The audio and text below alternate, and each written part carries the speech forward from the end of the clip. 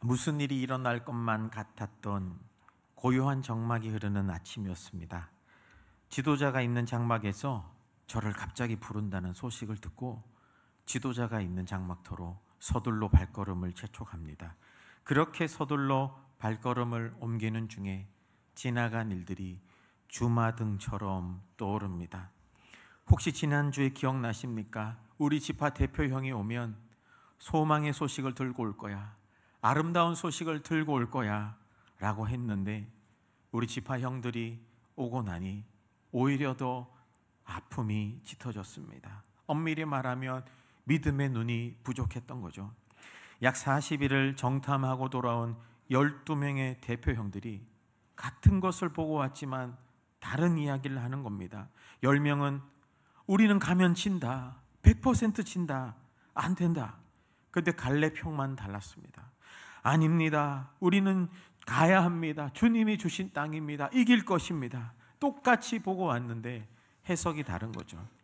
그런데 그 10명의 이야기들이 어른들에게 더 전염되고 저마다 한마디씩 더 보태니 결국은 모세 선생님까지도 그들에게 서로 싸우게 되고 하나님을 반역하게 되고, 우리가 어떻게 여기까지 왔는데, 2년 만에 그 고생하며 여기까지 왔는데 다시 돌 내고 바자고 난리를 결국 어떻게 되었는지는 말씀드리지 않을래요.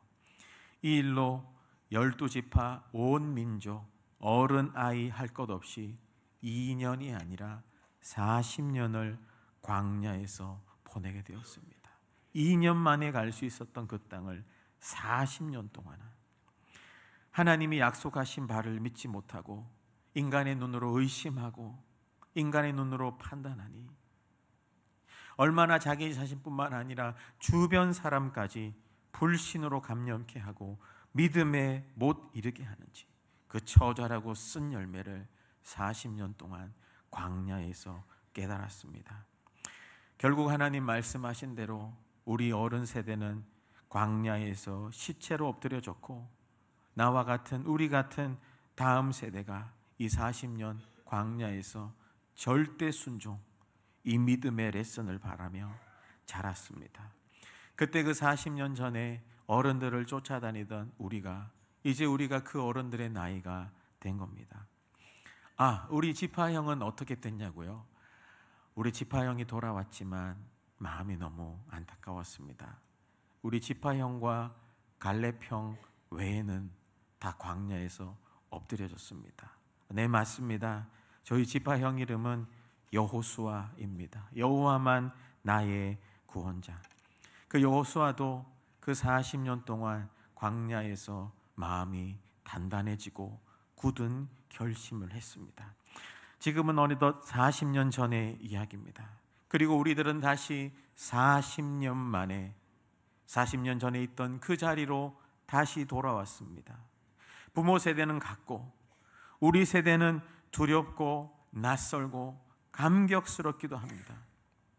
모세 선생님도 40여 년 전에 광야에서 엎드려졌던 그 뼈저린 교훈 때문에 약 몇 달 전에 그 느보 동산 부흥회에서 한 달 동안 우리에게 설교하셨거든요. 부흥회 하셨거든요. 너희가 그 땅에 들어가거든 하나님 제일 사랑, 하나님 말씀 절대 순종, 노 의심, 노 불신, 절대 하나님 말씀 따라 살아야 된다고 그 얘기를 끝으로 열조로 돌아가셨고, 우리 지파형인 여호수아는 그 모세 선생님을 뒤이어 민족의 지도자로 임직받았습니다. 40년 전에 약 47살의 정탐꾼이었는데 이제는 80대 중반의 민족의 지도자로 세움받았습니다. 그런데 여호수아는 그 40년 동안 훈련받았지만 그 뒤조다로 서니까 두렵고 떨렸던 것 같습니다. 밤새 기도했어요. 아마 주변의 동년배나 경력 있는 분들이 왜 저만, 나는 질투했을 수도 있어요. 하지만 또 내 생각에는 이렇다 하면서 리더십을 무시했을 수도 있습니다. 인간이란 참 그래요. 아무튼 하여간 여호수아는 그 80대 중반의 나이지만 주님 앞에 날마다 엎드려 기도했는데 하나님이 여호수아에게 나타나셨습니다. 말씀하십니다. 이게 여호수아서 1장이거든요. 내가 너의 평생에 능히 너를 대적할 자가 없게 하리라. 모세와 함께한 것 같이 너와 함께하며 너를 떠나지 아니하며 버리지 아니하리니 강하고 담대하라. 굳세고 용감하라. 한 번 더 말하노니 강하고 담대하라. 내가 내게 준 말씀을 너는 다 지켜 행하고 좌로나 우로나 치우치지 마라. 그러면 어디를 가든지 내가 형통하리라. 너는 이 말씀책을 늘 가까이 하고 밤낮 공부하여 쓰여진 대로 성실하게 지켜 순종하라. 그리하면 네 길이 평탄하리라. 마지막으로 면하노니 강하고 담대하라. 굳세고 용감하라. 두려워하거나 놀라지 말라. 내가 어디로 가든지 너의 주 바로 나 여호와 하나님이 너와 함께 하리라. 이 말씀을 받고 여호수아는 드디어 시작하기 시작했습니다. 가나안 땅을 향해 가려고 했어요. 그러자 이스라엘도 하나님이 세우신 여호수아여, 우리가 당신이 명령하신 것은 다 지키며 당신이 가라는 곳은 우리가 가리이다. 모세에게 순종한 것 같이 당신에게 순종하리이다. 당신의 명령을 거역하고 순종하지 아니하는 자는 죽임을 당하리니 여호수아여, 오직 강하고 굳세어 용기를 내소서. 우리는 따르겠나이다. 저는 그날 너무 감격적이었습니다. 40년 전에 자기 생각, 인간의 눈으로 정탐보고를 하고 서로 나뉘고 다투었던 날이 자꾸 생각나서 그 광야에 장사 지냈던 우리 부모님들, 우리 사람들이 생각나서, 하지만 지금은 이렇게 하나님의 말씀과 권위를 따라 하나 되고 믿음의 눈으로 이제 가나안 땅을 향해 간다니 너무 감동이 되었습니다. 저도 그때는 10대의 소년이었지만 지금은 50대의 중견 중직으로 여호수아와 백성들 사이를 믿음으로 섬기고 있으니, 그렇게 섬기는 어느 날 아침에 여호수아가 나를 부른 겁니다. 무슨 일일까? 서둘러 발걸음을 재촉하고 가는데 그 진에 들어갔더니 여호수아가 이렇게 이야기하는 겁니다. 너하고 한 명 더 저 여리고 땅을 정탐하고 와라. 믿음의 눈 알지? 저는 많은 일들이 주마등처럼 스쳐갔습니다. 지난 날의 아픔도 후회도 결단도 40년 세월 동안 광야에서 시간도, 또 한편으로는 두렵고 떨렸어요. 내가 2명의 정탐꾼으로 이 사명을 잘 감당할 수 있을까? 정탐하러 가기 전에 다짐했습니다. 하나님, 내 눈 경험 지식이 아니라 하나님의 약속을 믿는 믿음의 눈으로 정탐하게 하여 주시옵소서. 눈앞의 현실과 권민들이 실제로 크고 강해 보이더라도 여리고보다 더 크신 여호와 하나님을 바라보는 믿음의 눈을 주시옵소서. 다 자는 중에 아무도 모르게 그 한 사람과 새벽에 은밀히 길을 떠날 때도 기도하고 또 기도했습니다. 하나님, 내게 이 믿음의 시력 잃어버리지 않도록, 믿음의 시선이 흐트러지지 않도록 만남의 복을 주시고 잘 정탐하고 안전하게 기쁨으로 돌아오게 하옵소서. 이렇게 기도하며 은밀히 길을 떠납니다. 이게 민수기 13장부터 오늘 본문까지 있는 일들을 제가 이렇게 내러티브로 엮어봤는데, 오늘 본문은 2장입니다. 2장을 이해하기 위해서 이 이야기를 이해해야 되기 때문에 제가 썼고, 2장을 조금 오늘 같이 설교할 텐데, 2장을 좀 시간도 줄이고 이해하기 위해서 구조를 하나 봤거든요. 구조를 한번 보여주시겠어요? 2장은 이렇게 되어 있습니다. 2장은 대칭 구조라고도 하고 교차대구법이라고 하는데, 중간에 제일 들어가 있는 저 부분이 가장 핵심이거든요. 그런데 양쪽에 보면 정탐꾼을 파송한데 바로 발각이 됩니다. 끝에는 정탐꾼이 무사히 귀환해요. 여호수아에게 보고하면 어떤 일이 있었는가. 또 가다 보면 두 정탐꾼이 가는데 라합의 집에 들어가는데 라합에게서 헤세드를, 은총을 입어요. 그리고 그 17절 21절은 두 정탐꾼이 라합과 함께 헤세드 조야에게 징표를 주고, 또 한층 더 들어가면 그 라합의 집에서 라합이 신앙 고백을 하는데, 라합의 신앙 고백이 영적인 출가나안입니다. 가나안에 살지만 가나안 땅에 사는 사람들답지 않게, 우리가 믿을 때 우리는 이 땅 백성이 아니라 천국 백성이 되잖아요. 라합의 신앙 고백으로 라합은 출가나안이 되고, 그리고 15절 16절은 라합의 지혜로 실제로 출가나안한 정탐꾼이 있는데, 그 중간에 뭐가 있느냐? 두 정탐꾼과 라합이 헤세드, 은혜의 조약을 체결하는 게 중심이거든요. 이 구조를 생각하면서 오늘의 본문으로 한번 들어가 보면, 다시 저를 보여주세요. 1절에 보면 눈의 아들 여호수아가 시딤, 지난주에는 가데스 바네아, 보다 더 가까운 시딤에서 가나안 땅으로 두 사람을 정탐꾼으로 보냅니다. 그래서 정탐꾼으로 보내면서 특히 여리고를 엿보라고 하는데, 가나안 땅에 들어가자마자 만나는 첫 성이 여리고성인데, 여리고성이 어떠냐? 백문이불여일견이라고 지난주에 제가 설명했지만 그림을 한번 보여주시겠습니까? 이 상상이 아니라 실제 이랬을 것이다라고 고고학적인 발견을 통해서, 제가 지난주에도 이중 성벽이라고 했지 않습니까? 중앙에 성벽이 있고 경사져 있고 바깥에 성벽이 있는 난공불락의 요새인데, 저 성벽을 단면도로 달아보면 다음 사진 보여주세요. 바깥쪽에는 먼저 외벽은 4-5m 정도 높이를 쌓고 그 위에 7m로 또 진흙 돌벽을 쌓습니다. 그리고 경사진으로 해가지고 진을하고 자갈을 채워서 내벽, 저기는 14m 높이의 내성벽을 쏘아요. 그래서 저 중간에 집도 있고 안쪽에도 집도 있는데, 라합의 집은 저 바깥쪽 성벽에 있었을 것이라고 이야기합니다. 당시의 여리고성은 최고의 성곽 건축 기술을 집약했고 강력한 방어력이 있었습니다. 다시 저를 보여주시면, 이제 가나안 땅으로 들어가야 되는데 만나는 첫 성이 뭐라고요? 저런 여리고. 저 여리고를 볼 때 뭐 여러분 감동이 되는지 감흥이 되는지 모르겠지만, 두 정탐꾼이 우리가 저기를 뚫을 수 있을까? 하나님이 우리에게 주신다고 했는데 10명의 정탐꾼 말이 사실인 것 같지는 않을까? 여러분, 가나안 전쟁은 헤렘 전쟁이었습니다. 헤렘 전쟁은 이 구약 신약에서 중요한데 남김없이 싹 다 진멸하는 거예요.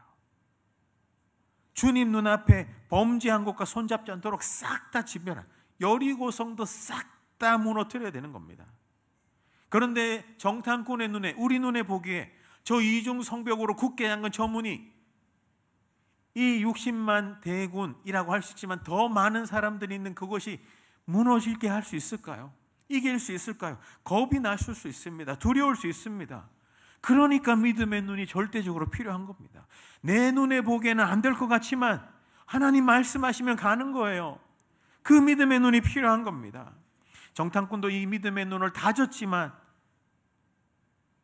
그 속에 여리고성에 들어갔을 때는 긴장 속에 들어갔을 겁니다. 이 긴장 속에서 나누고 싶은 첫 번째는 뭐냐? 여러분, 죄인을 구원하시는 하나님의 헤세드, 이 계획이 있다라는 거예요. 이걸 기억하시고 한번 따라해 볼까요? 죄인을 구원하시는 하나님의 헤세드 계획이 있습니다. 목자들은 이거 적어 놓으셔야 돼요. 계속해서 말씀 보면 정탐꾼들이 이제 들어가요. 그런데 들어갔는데, 여리고성으로 잘 들어갔는데 여리고성 안에 또 들어가는 장소가 조금 의아합니다. 어디로 가나요? 1절 후반절에 보면 기생 라합의 집. 당시에 가나안에는 여러 민족들이 이동하였기 때문에 이런 기생의 집, 숙박업소, 여관이 있었다라고도 학자들이 이야기합니다. 하지만 분명히 이 기생이라고 표현했지만 원문에는 어떻게 되어 있느냐? 원문의 이 부분을 강조하기 전에 다른 학자들은 그래도 성경이 어떻게 좀 이런 사람들을 이렇게 좀 주인공으로 쓸까 해서 기생이 아니라 그냥 숙박업소 하는 주인이었을 거다라고 완곡하게 표현한 학자들도 있지만, 원문을 분명히 보면 성적으로 업을 삼는 매춘부라고 명확하게 나와 있어요. 여러분, 라합은 매춘부였습니다. 거기에 매춘하는 집에 2명의 정탐꾼이 들어가요. 의아하지 않습니까? 거룩한 사명 가지고 가는데 왜 그 집에 가나? 그래서 성경을 음해하는 사람들은 두 정탐꾼도 남성의 정욕을 못 이겨서 거기 들어갔을 것이다 라고 말도 안 되는 소리를 하는데, 원문을 보고 성경을 제대로 보면 거기에 가면 유숙하다, 눕다라는 것이 어떤 특정한 부사하고 쓰여져야 성적으로 눕다라는 건데, 원문을 보면 그 부사가 빠져 있어요. 거기에 들어가서 그냥 잠자는. 왜 그러냐 하면 여리고성에 여러 사람들이 왔다 갔다 했잖아요. 자기 자신을 가장 잘 숨길 수 있는 곳이 그곳인 거죠. 거기에 들어가서 이방 사람인 것처럼 있으면서도 뭐 어떤 그건 하지 않고 저희는 잠만 자러 왔다고. 근데 분명히 그렇게 했을 텐데, 근데 성경은 신기한 게 그들이 거기 들어간 게 얼마나 조심하게 들어갔을까요? 그런데 2절에 보면 여리고 왕이 단번에 알아버립니다. 여리고 왕이 사환을 보냅니다. 어디까지? 기생 라합의 집에 사환을 정확하게 보내요. 여러분, 때로는 성경이 다 설명하지 않아요. 여러분 인생을 살면서 뜻하지 않고 이해되지 않는 일들이 일어나지 않습니까? 그런 일들이 왜 일어나는지 내 머리로는 다 이해할 수 없을 때라도 여러분 그때 어떻게 해야 되느냐? 기다리셔야 됩니다. 하나님의 뜻과 해결이 내 삶에 나타날 때까지 내가 어떻게 하려고 하지 말고 하나님의 어떤 일하심이 나타날 때까지 기다려야 돼요. 주님을 바라봐야 돼요. 오늘 본문은 이야기하진 않지만 열심히 조심히 숨어 들어갔는데 단번에 알아들어요. 그런데 또 하나 얘기하지 않는 게, 라합하고 어떤 일이 있어 났는지는 모르겠지만 3절부터 7절에 두 정탐꾼을 라합이 숨겨주네. 가장 외벽에 라합의 집이 있었을 것이라고 이야기하잖아요. 그 외벽 위에 가장 바깥쪽의 꼭대기에 라합의 집이 있었는데 그 집의 꼭대기에도 3대라고 해서 쉽게 이야기하면 우리 농사 지을 때 볏짚들을 모아놓잖아요. 그것들을 펼쳐놓아서 말리는 그런 3대 작물 밑에 사람들을 숨겨놓아요. 이게 원문에 헤세드라고 나옵니다. 은총을 베풀었다. 라합이 은총을 베풀어서 두 정탐꾼이 지금 몸을 숨겼어요. 두 사안이 와서 내놓으라고 하니까 나기는 모른다고. 이 부분에서 또 학자들은 라합이 거짓말을 했다, 이건 잘못됐다, 아니다 이건 라합의 지혜의 기치다. 여러분 어떻게 해석되는지는 아직 의견 분분하지만 확실한 것은 라합이 그들을 숨겨주고 은총을 베풀었다는 겁니다. 이게 헤세드라는 뜻이거든요. 헤세드라는 말은 계약 관계에서 사용하는 일종의 전문 용어인데, 계약을 맺은 당사자들끼리는 끝까지 인자하고 자비하고 사랑하고 지켜 보호해 주는 겁니다. 그리고 이 한 번 계약 맺은 것은 영원토록 깨지지 않고 성실하게 신실하게 신뢰하는 이 헤세드라는 것을 기억하셔야 돼요. 라합이 먼저 헤세드를 베풀었는데 라합은 왜 베풀었을까? 8절부터 11절에 보면 이제 그들을 따돌린 다음에 라합이 다시 옥상으로 올라가서 그 두 정탐꾼과 이야기합니다. 이야기 좀 합시다 하면서. 정탐꾼도 의아할 거 아닙니까? 왜 자기를 숨겨주는지, 어떻게 그들을 알아챘는지 성경 말하지 않지만 라합이 이렇게 고백해요. 나는 여호와에 대한 소문을 이미 들었습니다. 그 성이 다 들었을까요? 여호와에 대한 소문을 듣고 내 마음이 심히 두려웠고 간담이 녹았고 완전히 분해됐다는 얘기거든요. 와장창 내 자아가 깨지면서 내 정신이 잃을 정도로 나는 무너졌고, 나는 여러분이 믿는 그 하나님, 11절에 보면 너희의 하나님 여호와는 위로는 하늘에서도 아래로는 땅에서도 하나님이시니라. 이게 원문으로 보면 그분이시다 이런 뜻이거든요. 이게 개역 한글판에는 상천하지의 하나님밖에 없습니다. 이 땅에서 나를 구원하실 분은 오직 하나님밖에 없는 줄 내가 믿습니다. 여러분 믿음은 어디에서 납니까? 들으면 또 무엇을 듣는 거예요? 여러분 말씀이, 하나님의 진리가, 여호와에 대한 소문이 라합에게 들려지니 그 진리가 라합을 송두리째 흔드는 거예요. 자아가 깨집니다. 무너집니다. 자기가 부정되고 나는 없고 나는 죄인이고 이 죄인의 몸에서 나를 구원할 자는 상천하지에 하나님밖에 없는 줄 내가 믿습니다. 라합이 지금 그런 고백을 하고 있다고요. 왜 라합을 택하셨을까요? 여러분 은혜는 죄인을 향해 흐르는 시냇물과 같은 것입니다.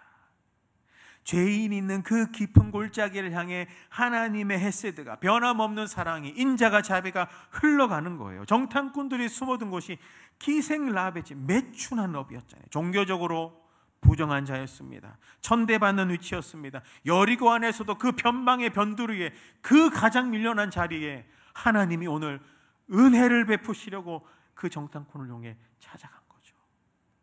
여러분, 하나님의 헤세드는 차별 없이 모든 죄인에게 나타나는 겁니다. 라합이 어떻게 신앙 고백을 했다고 합니까? 여러분, 라합은 여리고성 안에 있어요. 여리고성은 어떤 전쟁에 의해서 헤렘 싹 다 밀어야 되는 그 헤렘 진멸 전쟁 속에서 헤세드를 누린 사람이 라합밖에 없어요. 여리고 성 안에 얼마나 많은 사람이 있었겠습니까? 하지만 그 사람들은 생각했겠죠. 이 성 절대 안 무너져. 내가 지금 이룬 게 얼만데, 내가 지금 중앙에서, 변두리가 아니라 중앙에서 어떻게 이루어졌는데, 여호와가 와서 우리가 그 하나님 믿지 않는다고 우리를 무너뜨린다고, 절대 그런 일 없어. 이런 사람들은 다 진멸되었습니다. 하지만 가장 낮고 천하고 비천하고 세상 사람들에게 멸시받는 그 매춘부 라합이 죄인임에도 불구하고, 사람들에게 손가락질 당함에도 불구하고 상처나지에 하나님밖에 없습니다. 이 낮고 천한 자를 구원할 자는 하나님밖에 없습니다.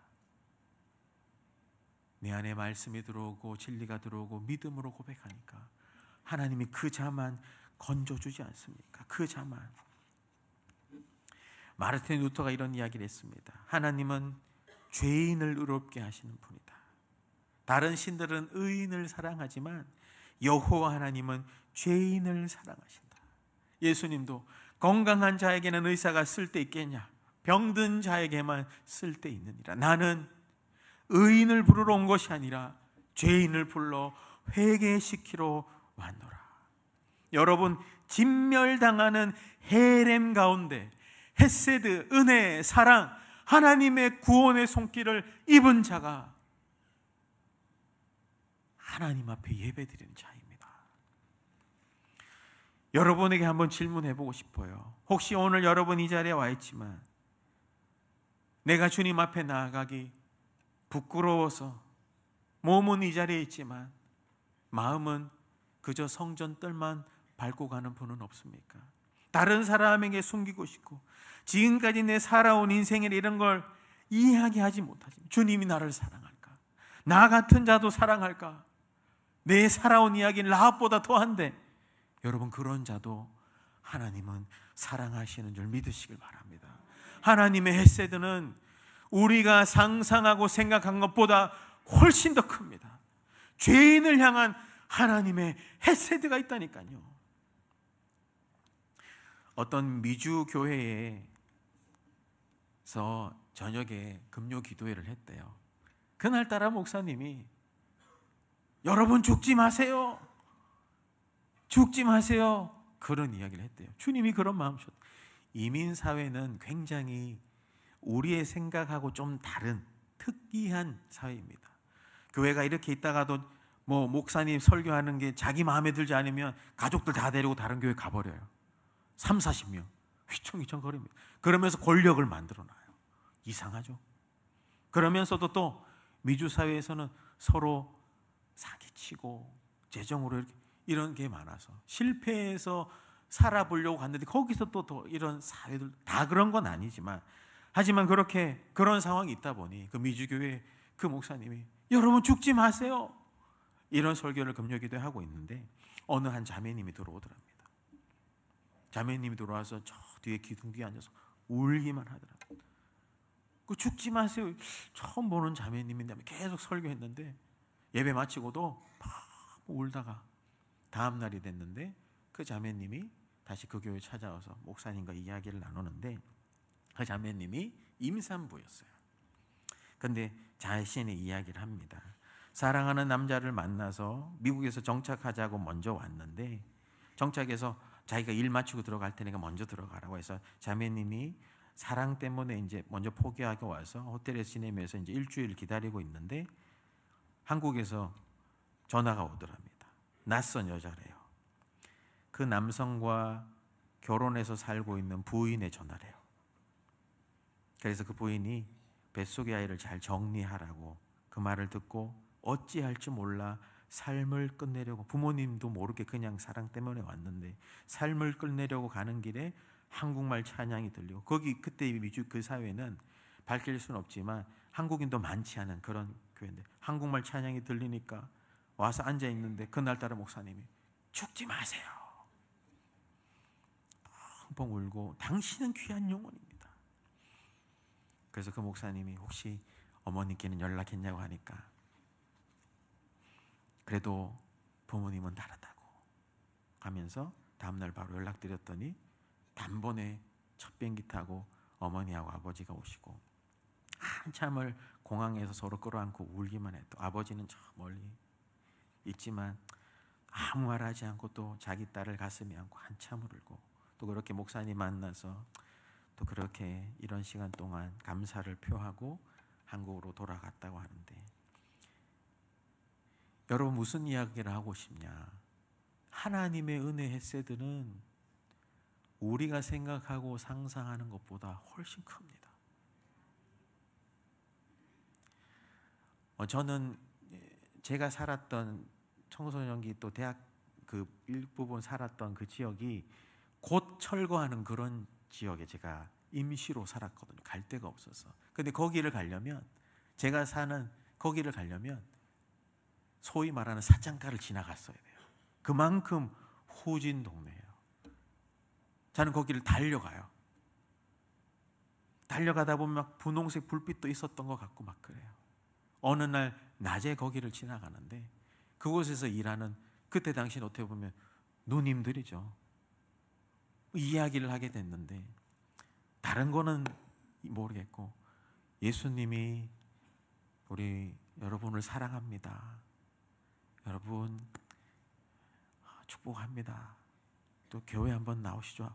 저 어떤 용기가 들었는지 그런 이야기 했는데 그 중에 한 분이 그런 이야기 했어요. 나 같은 자를 사랑할까요? 여러분 우리 교회에 혹시나 세상에서 질타받고 손가락질 받는 분이 온다면 여러분 어떻게 대하시겠습니까? 매춘업에서 종사하는 분이 주님 은혜가 필요해서 온다면 여러분 어떻게 요즘 대학가에서 마약에 찌든 애들, 또 목사님 제가 남자를 사랑합니다. 당신 남자인데 어떻게 그렇게 해요? 이런 사람들이 있다면 어떻게 받을까? 그런 사람들 무조건 이게 잘 됐다 이런 게 아닙니다. 죄인을 품으시는 하나님의 사랑으로 그들이 변화되고 회복되고, 이게 죄가 죄인 줄 깨닫는 거. 여러분 교회는 죄인들의 모임 아닙니까? 우리 다 죄인이잖아요. 여러분 잘나서 이 자리에 있습니까? 누가 누구를 비판하고 엄담합니까? 누가 누구에게 손가락질합니까? 누가 파벌 짓습니까? 나 같은 죄인 살리신 그 은혜 놀라워서 이 자리에 있는 건데, 죄인을 향한 하나님의 은혜 헤세드는 오늘 라합 같은 그 매춘업자도 걸리시고, 그런 자가 상천하지 하나님밖에 없다고 고백하는 그 고백을 주님은 듣고 아이 부정하다 할까요? 한 영혼이, 한 죄인이 주님 앞에 돌아오길 기뻐하시는 주님. 오늘 혹시 여러분들은 여러분 안에 여리고성처럼 깜깜이 여러분을 가로막고 갇혀 있는 것은 어떤 것이 있습니까? 감히 하나님 앞에 나와도 되는데 이거 하나님이 나를 벌하실 것 같고 나 스스로의 감옥에 여리고성에 갇혀 있는 것이 있다면 여러분 주님을 부르짖으십시오. 헤세드의 하나님, 여리고성도 무너뜨리고 그 라합만 건지신 하나님, 나 같은 죄인 사랑하신 하나님, 헤렘 속에서도 헤세드의 하나님이 오늘 우리의 하나님인 줄 믿으시길 바랍니다. 주의 인자는 끝이 없고 주의 자비는 무궁하고 아침마다 새롭고 늘 새롭다고 하지 않습니까? 1년에 52주 중에 40주가 성화에 대한 설교일 수 있습니다. 믿음을 일으키고 세워. 그런데 나머지는 칭의, 오늘 칭의에 대한 설교입니다. 죄인을 불러 구원하시는, 회개시키시는 하나님의 사랑, 그게 이미 우리 안에 있잖아요. 여러분 그 사랑을 깊이 한번 묵상해 보십시오. 그 사랑을 생각해 보십시오. 내가 어떻게 주님을 처음 만났나, 그 첫사랑을 생각해 보십시오. 그 사랑으로 내가 다른 사람들을 헤세드로 대하면 된다고요. 계속해서 말씀을 보면 이제 12절 14절에 보면 두 정탐꾼과 라합이 은혜 조약을 체결합니다. 내가 너희에게 은혜를 베풀었으니, 헤세드를 베풀었으니 너희도 헤세드를 베풀어 달라. 이게 굉장히 뻔뻔해 보이지만 당시의 고대 근동에는 호혜 조약이라고 해서 어떤 사람이 먼저 헤세드 은혜를 베풀면 은혜를 달라고 요청할 수 있었습니다. 그렇기 때문에 여러분, 누가 라합에게 먼저 은혜를 베풀었어요? 하나님이잖아요. 하나님이 먼저 은혜를 베풀었기 때문에 라합은 하나님께 믿음으로 반응한 거고, 라합도 그 두 정탐꾼을 먼저 숨겨줬기 때문에 은혜를 달라고, 헤세드를 달라고 조약하는데 어떤 헤세드를 달라고 해요? 은혜가 여호와에 대한 소문을 듣고 여리고성이 무너진다는 것도 들었는데 나와 우리의 가족들을 살려주세요. 나와 우리의 공동체를 살려달라고. 내가 잘나고 내가 잘 되는 게 아니라 나와 우리의 공동체를 살려달라고. 그러니까 그들이 붉은 줄을 주죠. 이 붉은 줄은 가느다란 실이라는 거는데 이스라엘 제품일 가능성이 높습니다. 그러다 보니 여리고성에 벗을 때는 굉장히 낯선 거예요. 그 낯선 것을 가장 외벽에 있는 집 창문에 걸어 놓습니다. 여러분, 아직 여리고성이 무너지지 않았어요.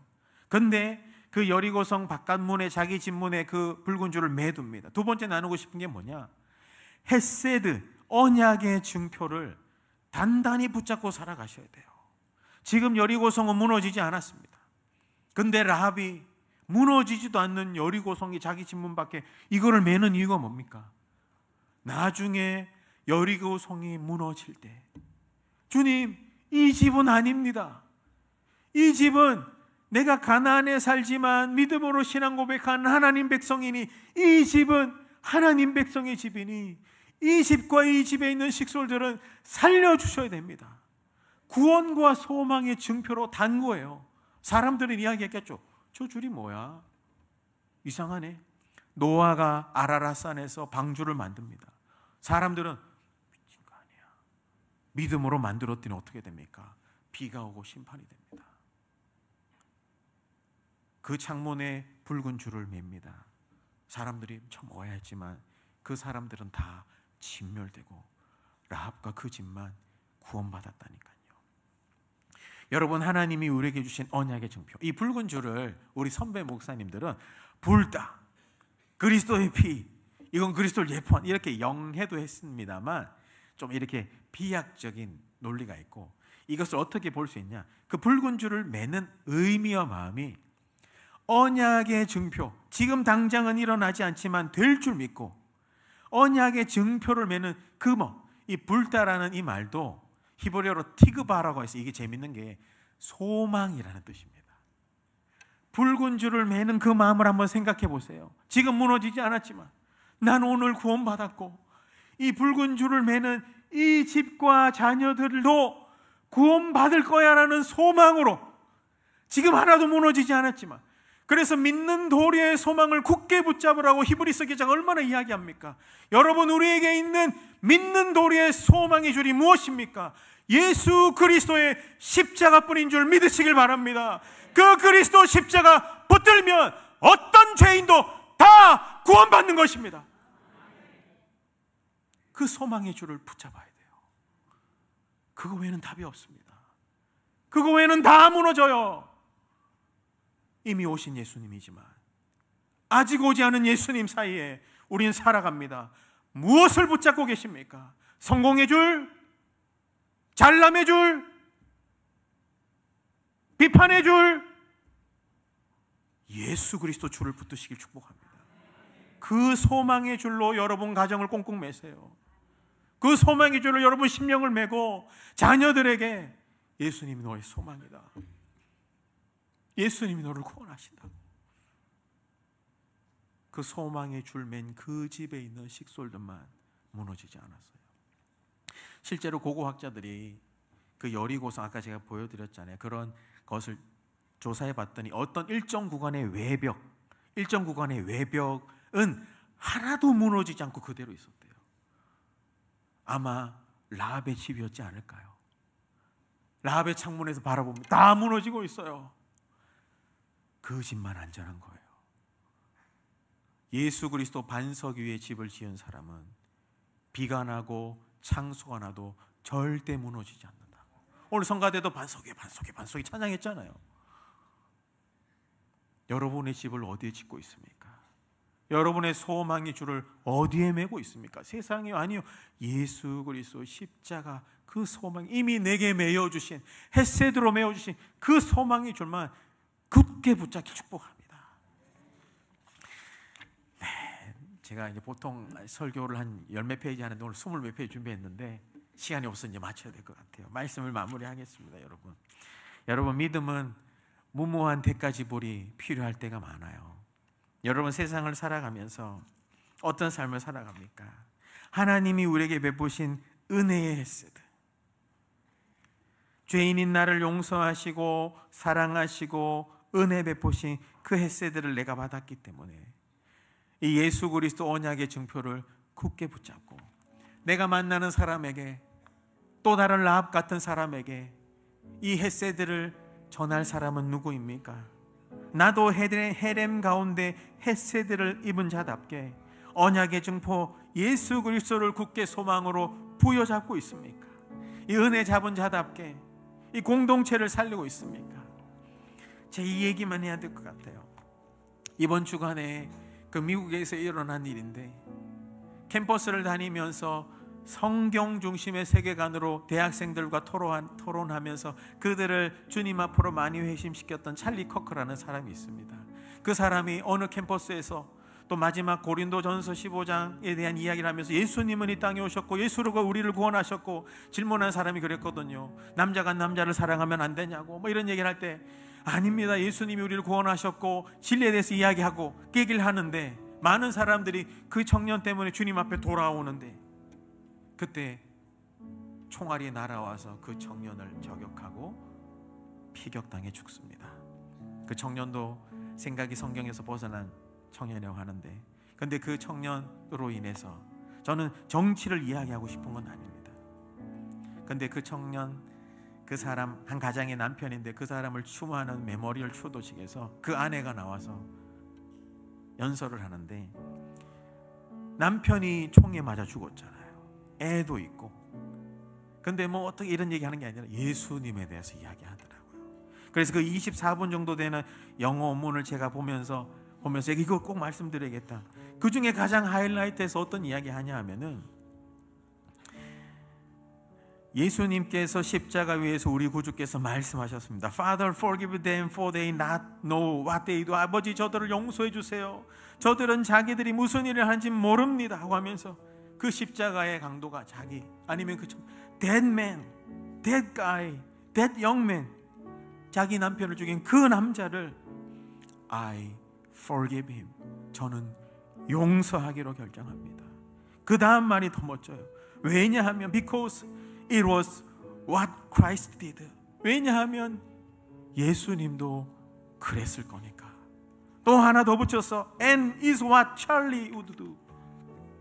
내 남편도 그랬을 거니까요. 자기 남편이 총에 맞아 죽었는데 그 청년을 향해 천국에 있는 내 남편도 예수님도 그를 용서하셨을 것이라고, 나도 그를 용서합니다면서. 지금 그 일 때문에 미국에서는 놀라운 일이 벌어지는데, 교회 안 다니는 사람들이 다시 교회로 다 갑니다. 사회에도 영향을 미치나 봐요. 그리고 옛날에 교회 다녔다가 멈췄던 사람들 다시 교회로 갑니다. 성경을 중심한 교회로. 옛날에 어떤 유명한 사람이 죽었을 때는 폭동과 난리가 있었는데, 지금은 모든 캠퍼스마다 교회마다 모여서 찬양하고 기도하고 막 그러고 있어요. 여러분, 무슨 얘기를 하고 싶습니까? 예수 그리스도께서 우리에게 햇세드를 베푸셔서 나 같은 죄인도 용서하고 살려주셨잖아요. 내가 라합과 똑같은 인생인데, 더한 인생인데, 나도 이거 여리고성에서 건져주셨는데 그 은혜가 오늘 우리 가운데 있는 겁니다. 이 믿는 도리를 굳게 붙잡고 살아가십시다. 살아가는 게 만만치 않을 수 있습니다.